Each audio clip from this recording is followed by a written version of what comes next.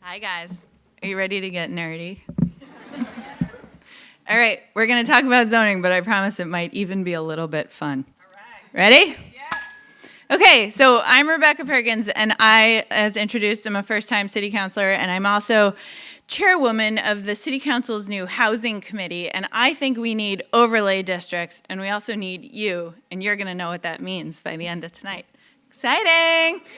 All right, so what is this workforce housing? We hear about it all the time, and it's a key to our arts and culture and keeping young people here. So workforce housing is housing that's affordable to an income range, and that in Portsmouth means you make $40,000 to $65,000 a year as an individual. You're spending less than 30% of your take-home pay on your housing. Generally speaking, that means you live here for $975 to $1,275 a month. Totally obtainable, right? So what can we do? So what does workforce housing look like? It can look like anything. So generally speaking in Portsmouth, what it's probably going to look like is we have smaller units. And that's okay because housing is changing and what we want for housing is changing. So it can be small units, they can be high quality, they can be safe, they can be great so that we can get to them, sleep in them, check our email, and get back out and engage, like AJ told us, and be happy in our lives. So what else do we want? We want vibrancy, we want street culture, we want restaurants where we sit outside, we want to run into our neighbors on the street. And so to have all those people out in the street, we need density. We need people to be able to live close together and with each other. And we need housing that will let us do that. What else do we want? We want arts festivals, we want music, we want street music, we want artists, and we want to stay loud, right?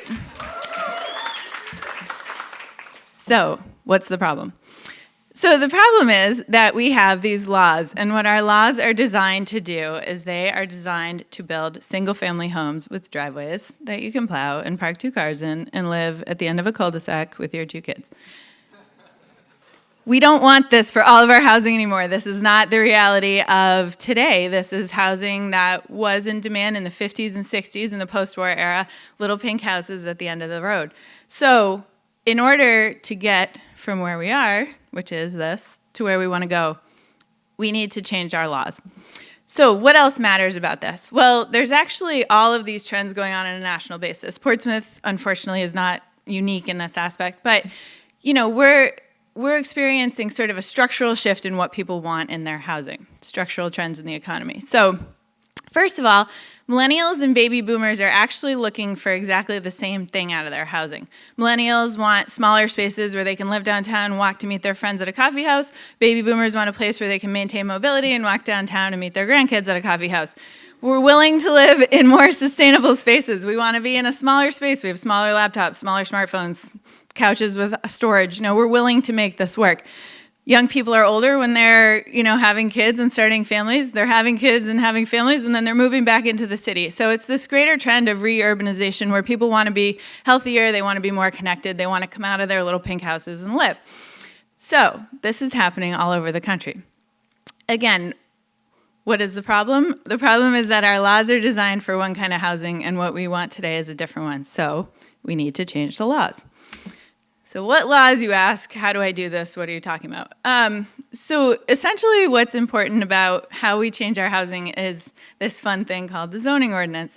And ordinance just means law. It's a city level law that essentially regulates how you can use your own personal private property. And this comes from the days where cities bestowed their land upon you and you took it subject to whatever rules and regulations they put upon it. Now, what does zoning normally regulate? Well, use is a very common one that you guys are probably all familiar with. Residential, commercial, industrial, and traditionally, those things needed to be separate. And again, that kind of came from the days when the shoe factory spewed out lots of smoke and it needed to be over there on the edge of town, not near where the people lived. But now our commercial uses are more fun. They're like restaurants and coffee shops, and we want them near us. What else does zoning regulate? It regulates stuff like setbacks. So all a setback is the distance between the edge of your property line and where the edge of your house can be. So you can build on part of your lot. It regulates lot size, which is basically, the size of the parcel that you need to own based on what kind of use you're going to have on it, residential versus commercial. It regulates stuff like square foot per dwelling unit. So if you're going to have people that live on your land, most zoning ordinances will require that you have a certain amount of square footage per unit where people live. And lastly, it regulates parking, which again sort of forces someone to make room on their little parcel for, 2 people to park their car-based lifestyle in the parking spaces. So what does this all do? Essentially, the overall effect of what this does is it makes housing more expensive. By the time you take this little parcel that you bought and you create setbacks and you have to put some for parking and you have to have a certain number of square footage per dwelling unit, the end result is that per apartment or per condo, you're paying a lot more.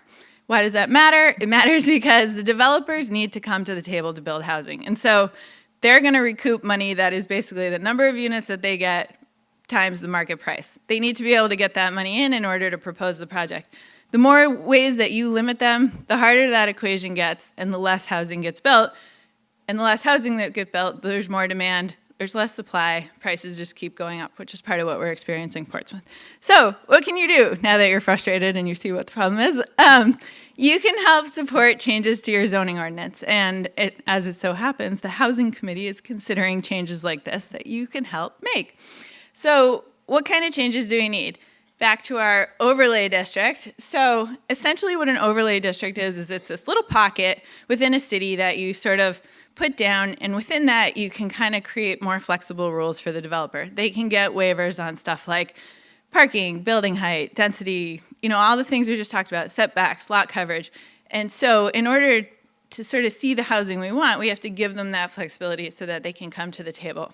So now you guys know what all these words means. You're huge experts. You can talk about this with complete knowledge and authority, and I want you to do that. So I want you to come to the Housing Committee and talk about what you think.